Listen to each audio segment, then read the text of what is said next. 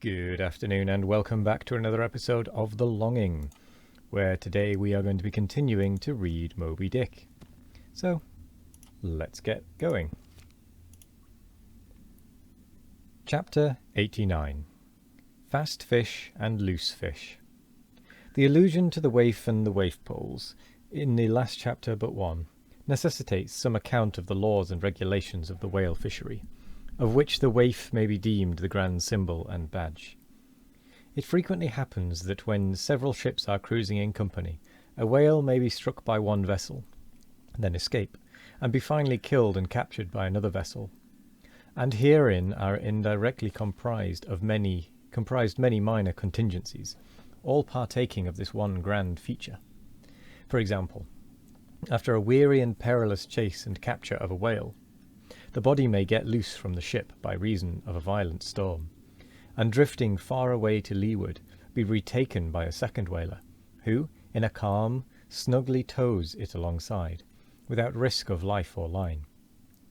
Thus the most vexatious and violent disputes would often arise between the fishermen, were there not some written or unwritten universal undisputed law applicable to all cases. Perhaps the only formal whaling code authorized by legislative enactment was that of Holland. It was decreed by the States General in AD 1695, but though no other nation has ever had any written whaling law, yet the American fishermen have been their own legislators and lawyers in this matter. They have provided a system which, for terse comprehensiveness, surpasses Justinian's pandects and the bylaws of the Chinese Society for the suppression of meddling with other people's business. Yes, these laws may be engraven on a Queen Anne's farthing, or the barb of a harpoon, and worn round the neck, so small they are. 1. A fast fish belongs to the party fast to it. 2. A loose fish is fair game for anybody who can soonest catch it. But what plays the mischief when this masterly code is the admirable brevity of it, which necessitates a vast volume of commentaries to expound it? First, what is a fast fish? Alive or dead, a fish is technically fast when it is connected with an occupied ship or boat, by any medium at all, controllable by the occupant or occupants. A mast, an oar, a 9-inch cable, a telegraph wire, or a strand of cobweb. It is all the same. Likewise, a fish is technically fast when it bears a waif, or any other recognized symbol of possession, so long as the party waifing it plainly evince their ability at any time to take it alongside, as well as their intention to do so. These are scientific commentaries, but the commentaries of the whalemen themselves sometimes consist in hard words and harder knocks. The coke upon Littleton of the fist.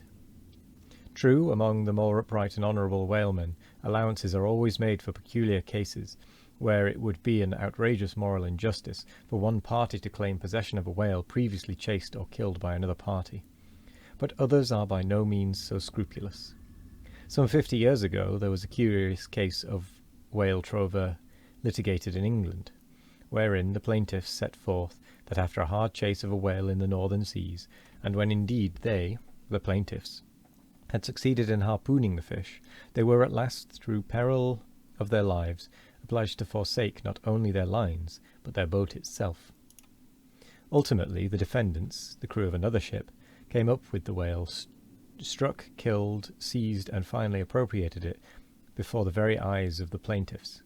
And when those defendants were remonstrated with, their captain snapped his fingers in the plaintiffs' teeth, and assured them that by way of doxology to the deed he had done, he would now retain their line, harpoons, and boat, which had remained attached to the whale at the time of the seizure.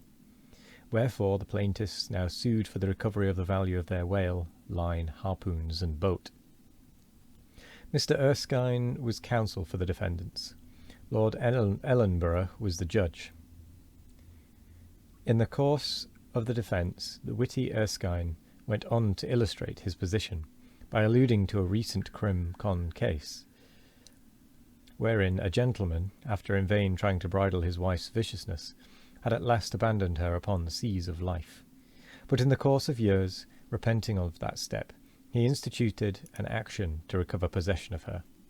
Erskine was on the other side, and he then supported it by saying that though the gentleman had originally harpooned the lady, and had once had her fast, and only by reason of the great stress of her plunging viciousness, had at last abandoned her, yet abandon her he did, so that she became a loose fish, and therefore when a subsequent gentleman re-harpooned her, the lady then became that subsequent gentleman's property, along with whatever harpoon might have been found sticking in her. Now, in the present case, Erskine contended that the examples of the whale and the lady were reciprocally illustrative of each other. These pleadings and the counter-pleadings being duly heard, the very learned judge in set terms decided, to wit, that as for the boat he awarded it to the plaintiffs, because they had merely abandoned it to save their lives, but that with regard to the controverted whale, harpoons, and line, they belonged to the defendants.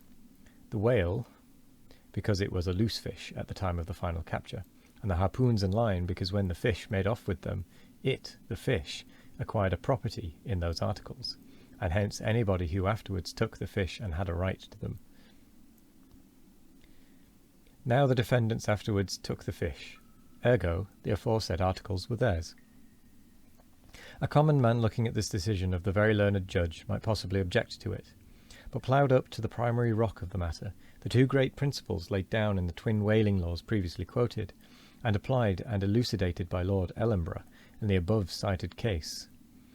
These two laws, touching fast fish and loose fish, I say, will, on reflection, be found the fundamentals of all human jurisprudence, for notwithstanding its complicated tracery of sculpture, the temple of the law, like the temple of the Philistines, has but two props to stand on.